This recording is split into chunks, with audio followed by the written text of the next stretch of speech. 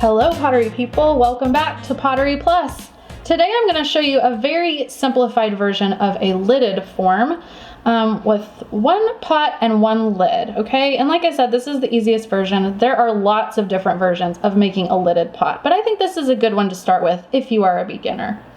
So what I've got here is 2 pounds of clay that I measured, wedged, centered, and then started pulling the walls up. I think I will need to do a couple of more pulls just to get some of the weight out of the bottom.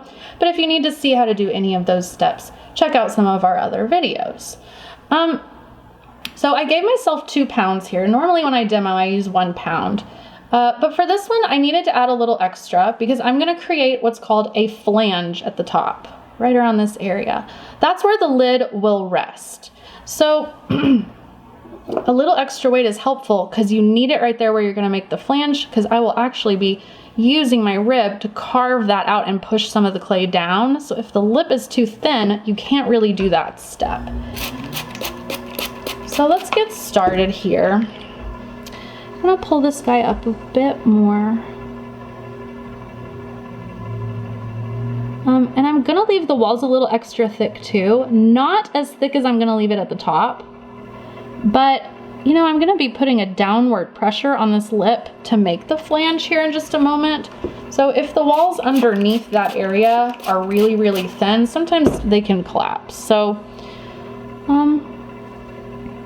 wanna pull nicely, but not, you know, not too aggressively. Just evenly, you know, 1/4 inch thick walls, kind of our standard, maybe a little extra. And then I'm releasing as I get to the top so that I don't pinch and thin out that lip too much. And that looks pretty good. And really for 2 pounds, this pot could be quite a bit larger. But since this is, since this is just a demo, I'm not gonna get too worried about that. I'll just do one more pull quickly here. Okay, that's pretty good. All right, next I'm gonna collar this in because I feel an eensy bit of kind of flaring out here at the top. I just want to kind of get that, make sure that's under control before I do the next step. And that's probably about right. Next, I'm gonna really flatten out this lip and compress it down. If it's rounded up, it's hard to carve the flange. So I'm just gonna take my finger and really flatten and compress that top lip. And that's looking pretty good. All right, so to make a flange, and again, friends, there are lots of different ways to make a lidded form. Some of them do not require a flange on the pot, but if you're doing that style, you have to make a flange on the lid. So you don't get away from the flange really with any technique that you do, unless there's one that I'm not aware of, which that's certainly a possibility, but okay. So we need that top edge nice and saturated. Do that however you want. Y'all know that I love the spray bottle, but if you do it with a sponge or your fingers, that's fine. But we need this to slide under our fingers and our rib with the next step that we're gonna do, okay? So I'm gonna get my hands wet, my rib wet, and I'm gonna come in kind of like with my left hand, my non-dominant hand, with my crab claw that we do when we're throwing. And what I'm doing here is this finger is gonna be resting underneath the part that I push down to give it support as I push it down, as I push down that flange, okay? So it's gonna look like this.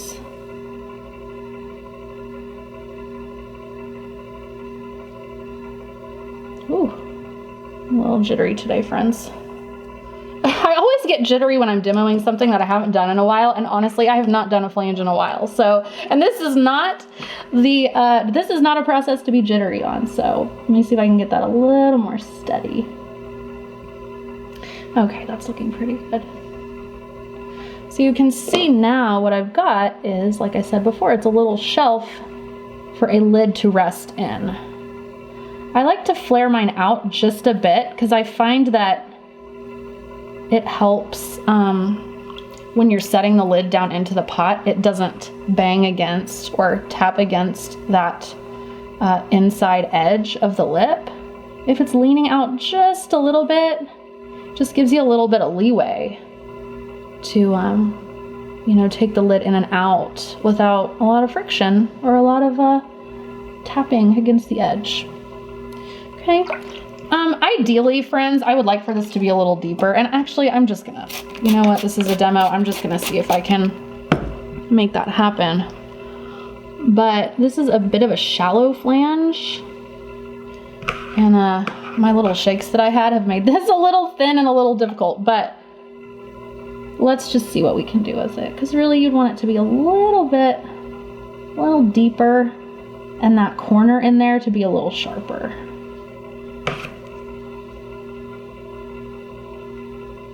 And what I mean by the corner is like this corner where the flange is kind of like meeting the lip. You want that to be nice and crisp, just because, again, it helps with having good lid fit. Okay, and then this is the kind of thing that you can sit here and fiddle around with all day, but the more and more that you do, the more risk you run of that flange collapsing. So this is a good stopping point. Maybe just do a little bit of finishers. And that is our flange, okay? And really, it could even be a little more deeper and more dramatic, but hopefully that's just enough information to give you to understand the process. Now, friends, from here is where you would do the shaping of the pot. And I know that that seems weird because now that the flange is in it, you'd have to work around that if you wanted to, say, like push it out from the inside or do any collaring. But the thing is, you need the flange to stretch with you during those steps. So that's why you do the flange first and then do your shaping. Now, I think you can probably accommodate that and flip that around depending on if the lip of the pot, if you can keep that thickness in it and keep it pretty straight. And you're not working on a form that's going to collapse under the pressure of doing the flange after it's already shaped. Like, I think you could probably do that and it would be just fine. But if you have a pot that's like bellied out really far and then you try to make the flange on top of that, you can kind of, you know, understand why that wouldn't work out the best. It's probably going to put too much pressure and cause that form to collapse. So, you know, like always, everything is adjustable with these techniques and these processes. But here's just a basic general flange for you, okay? I hope you have a fabulous rest of your day, and we will see you in 2 weeks. Bye-bye, pottery people.